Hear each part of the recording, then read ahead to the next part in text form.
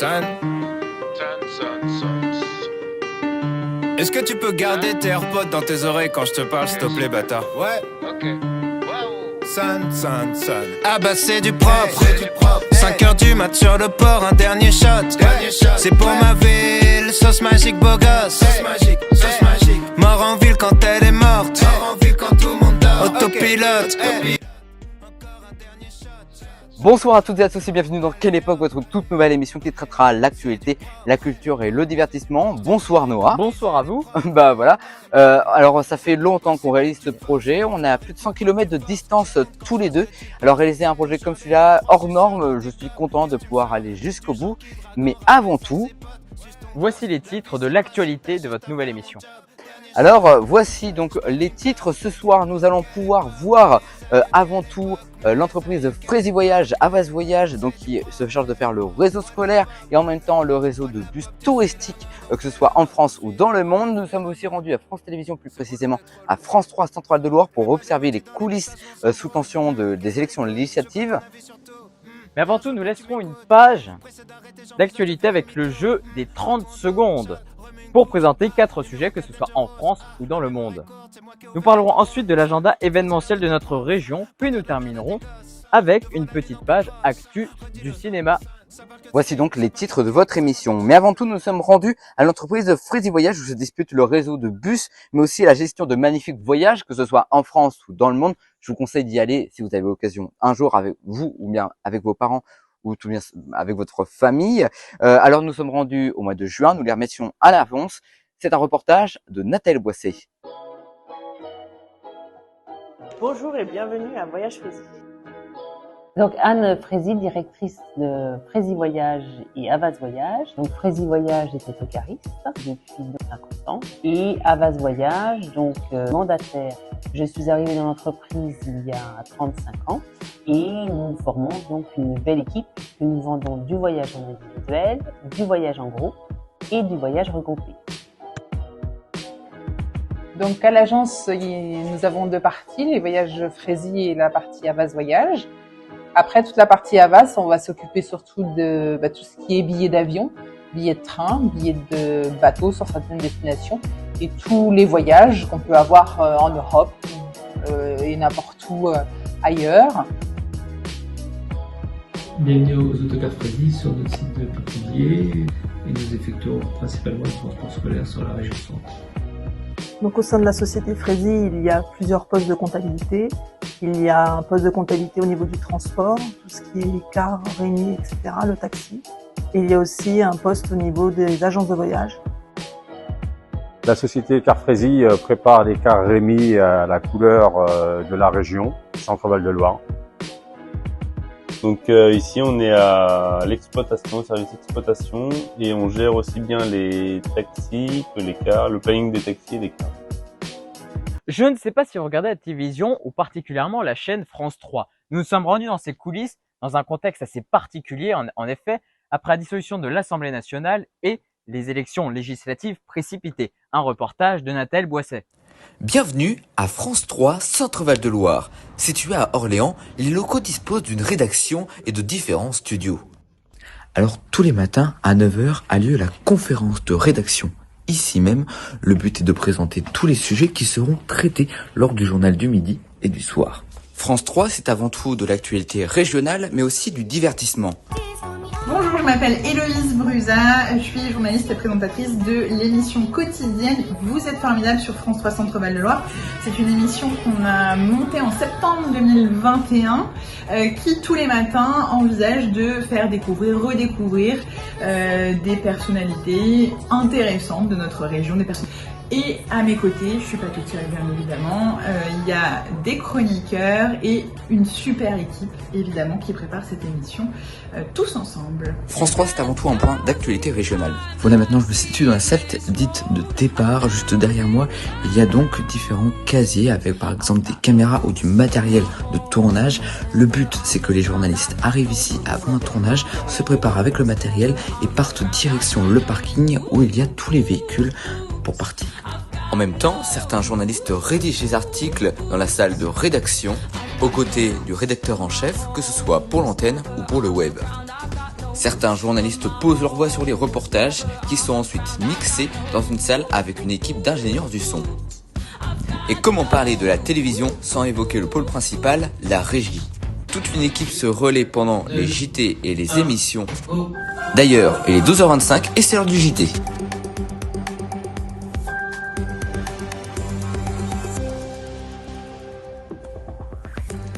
Bonjour à tous et bienvenue dans Ici 12-13 en Centre-Val de Loire. À la une de l'actualité, coup d'envoi des soldes d'été. Un journal régional, c'est aussi une revue de presse régionale. Notre revue de presse du jour avec déjà les élections législatives, premier tour J-5 et le casse-tête déjà des procurations.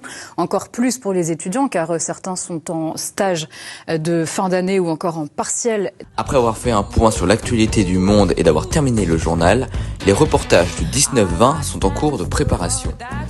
En vue de la réalisation du JT, assez détaillé et parfois difficile, les présentateurs ne sont pas toujours les mêmes.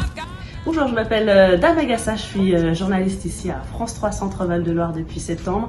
Je suis présentatrice des journaux de temps à autre et je suis aussi reporter sur le terrain. Je réalise des reportages, des directs pour les différents journaux le midi et le soir. Les présentateurs et présentatrices, tout comme les journalistes, n'ont pas toujours travaillé à France 3 Centre-Val de Loire, mais parfois dans d'autres chaînes, comme Dame Agassa qui a travaillé à BFM Paris ou encore sa collègue Alizée Dutran à France Info. D'ailleurs, Alizée nous a confié lors d'un entretien qu'il est important de prendre de recul par rapport à l'actualité qui nous accorde aucun répit.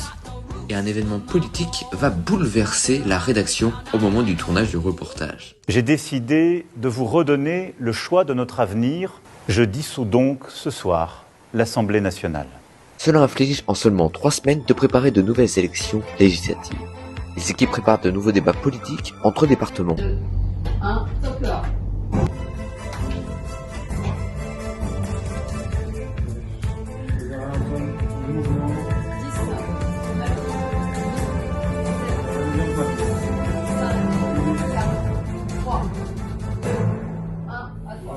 Et le premier débat de cette soirée se concentre sur la deuxième circonscription de l'Indre. Je vous rappelle que cette émission spéciale est diffusée en simultané sur France Bleu. Je suis en compagnie d'ailleurs de Karl Lechattre.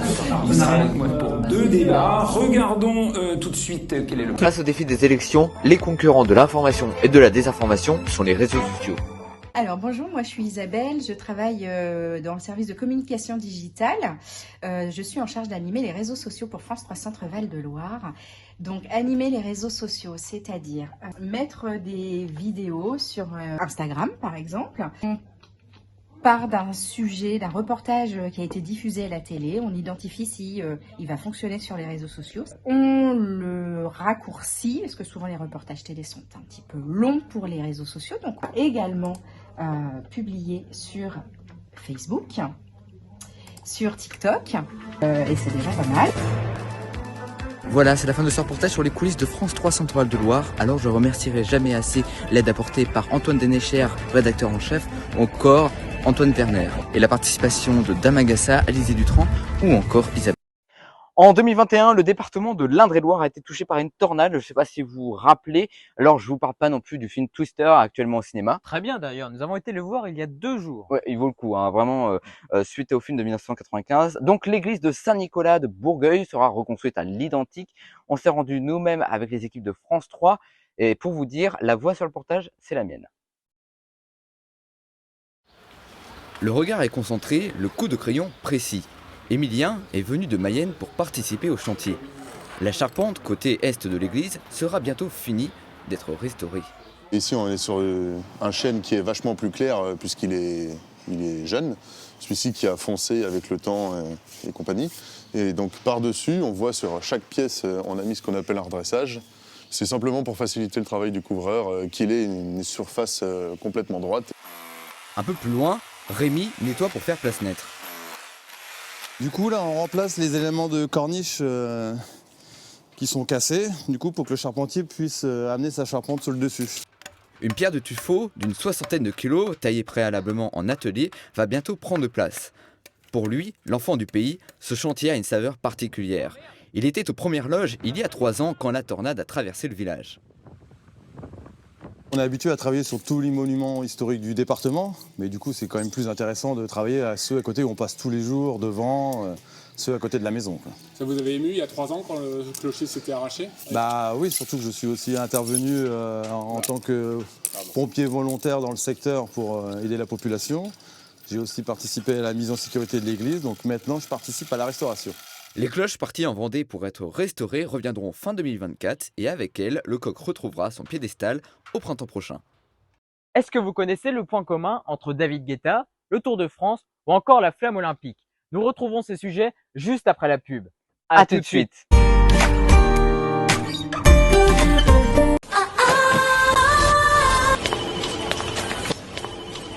Bah, Bruno, qu'est-ce qui arrive à tes cheveux? Ça? Oh bah, c'est Helen Shoulders. Eh bah, j'aimerais bien avoir la même chose. Head & Shoulders Pure Intense. Sa formule cliniquement prouvée pénètre jusque dans les pores du cuir chevelu, combat les pellicules et l'excès de sébum. Head & Shoulders Pure Intense. Et maintenant, nouveau, 60% de plastique en moins.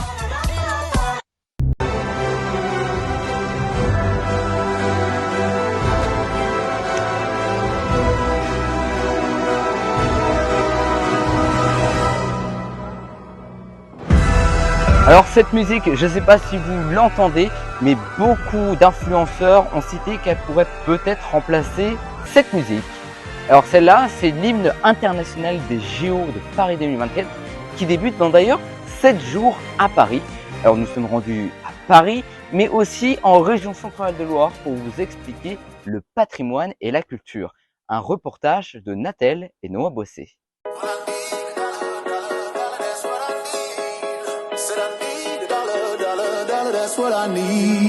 La région Centre-Val de Loire s'investit sur différents angles, que ce soit sur son patrimoine avec le château de Cheverny, Chambord, Chenonceau ou encore les villes d'Orléans, Blois et Tours, mais au niveau culturel aussi, avec par exemple le passage de la flamme olympique. Ça c'était par exemple le 8 juillet dernier à Chambord avec une flamme portée par François Ier, mais aussi c'est des concerts avec le célèbre Chambord Live, un concert unique au monde qui fait face à d'autres événements tels que le passage du Tour de France. Bref, on est un peu dynamique.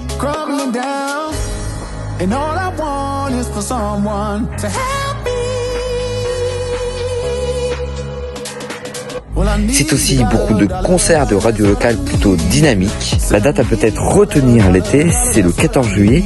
D'ailleurs, Noah, vous êtes où? Bienvenue à la ville de Main-sur-Loire en ce 14 juillet 2024. Comme j'ai pu vous le dire précédemment, la région Centre-Val de Loire accueille de multiples événements. Aujourd'hui, en ce 14 juillet 2024, un feu d'artifice est proposé dans la ville de Main-sur-Loire qui précédemment, quelques jours avant, avait reçu la flamme olympique. Cette région est très animée. L'avantage de la région Centre-Val de Loire, c'est qu'elle se situe à seulement 1h30 de Paris. Alors ça facilite le travail, mais aussi le loisir, notamment avec les Jeux Olympiques. À cette occasion, nous nous sommes rendus au célèbre et traditionnel défilé militaire en présence du président de la République. De plus, les JO de Paris 2024 se situent à seulement 1h30 donc de notre région, là où dans 7 jours tout pile aura lieu ici même la cérémonie d'ouverture.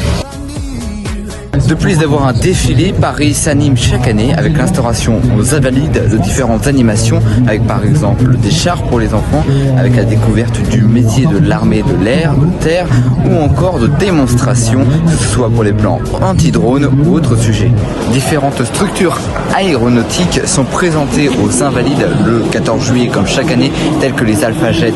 Et d'ailleurs, il faut savoir qu'il y a pas loin de 130 000 policiers qui sont concernés pour la mobilisation du 14 juillet à Paris. Bref, la région Centre-Val de Loire est dynamique et même si vous ne faites pas partie de notre région, venez passer des petites vacances. Tout d'abord, le président démocrate a accusé sur X le propriétaire du réseau social d'essayer d'acheter l'élection présidentielle américaine actuelle.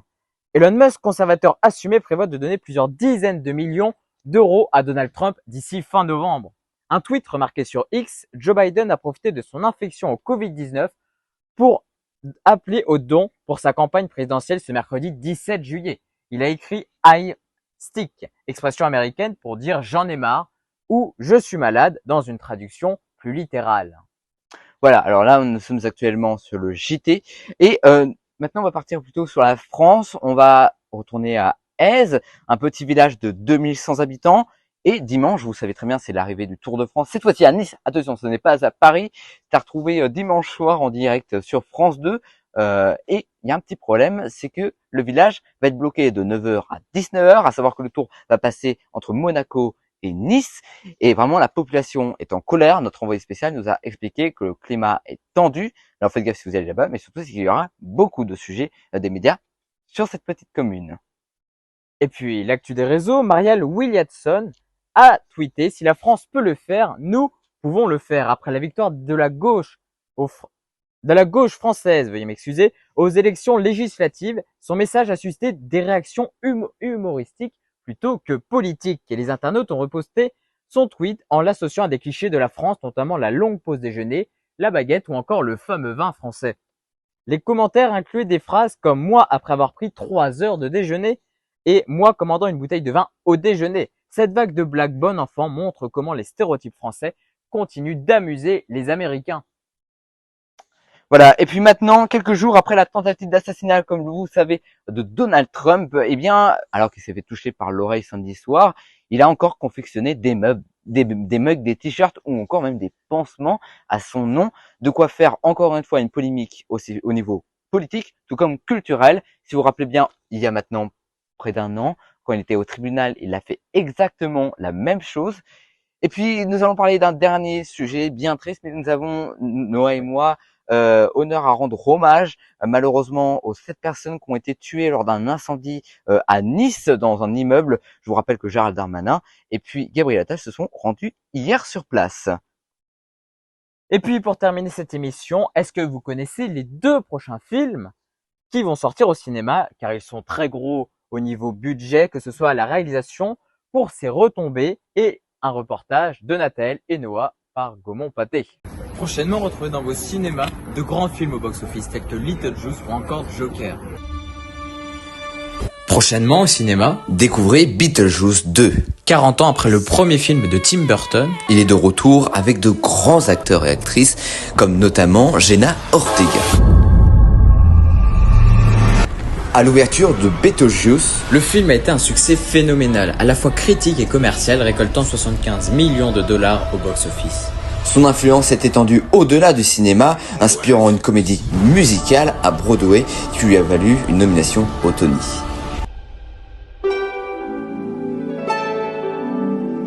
Warner Bros dévoile son nouveau tour de cartes avec la bande-annonce de Joker, Folie à 2. Joaquin Phoenix, dans le rôle du dangereux clown, fera équipe avec Harley Quinn, incarnée par Lady Gaga. Le film qui sortira le 2 octobre prochain est l'un des plus attendus de l'année.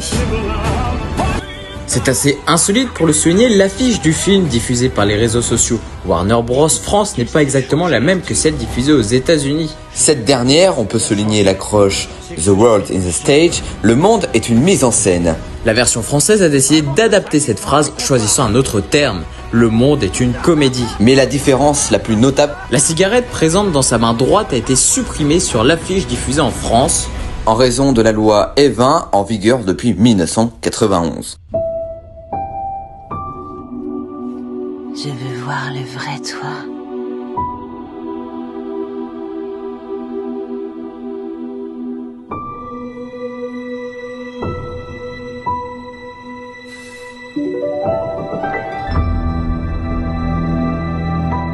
Voilà, nous vous remercions d'avoir regardé cette émission. Maintenant, place à un petit point de la météo de ce week-end.